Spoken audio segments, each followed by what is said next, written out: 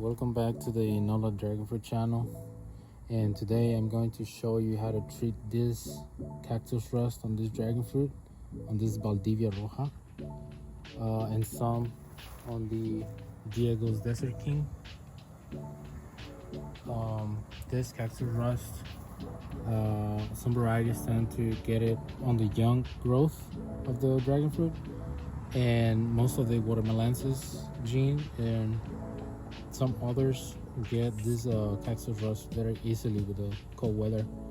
So a way that you can treat this so it doesn't spread no more, if you don't like the aesthetic look of it, you're gonna scrape it a little bit, you're gonna disinfect your tool, and you're gonna disinfect it, and then you're gonna scrape it a little bit, scrape all the cactus rust.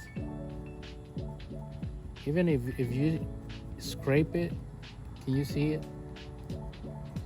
Can you zoom in a little bit on it right here so I can show you? See how I'm scraping it, how it's coming off? You see all that is cactus rust, and it looks pretty normal in the underneath. So you're gonna do that. If you don't want to scrape it, you can just grab hydrogen peroxide, and I wouldn't suggest you to take it out of the bottle. Just take a spray bottle, take the top off, and then take this other off, and then place it in there, and then you have a spraying bottle of hydrogen peroxide, and you can just spray it on the wound. I suggest for you to do this at the beginning of the day, during the morning, so the sun hits it and it heals faster.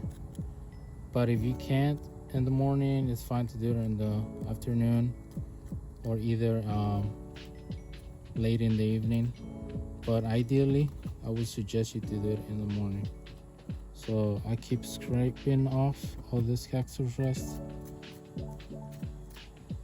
and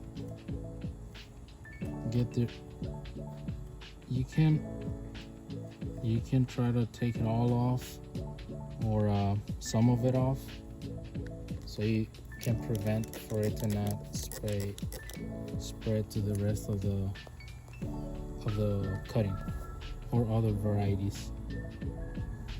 On this side, try to scrape it all off. Some people just like to spray it, but me, I'm experimenting with scraping it off and then spraying hydrogen peroxide on it, so I'll stop the spray. I'll keep you updated on this experiment.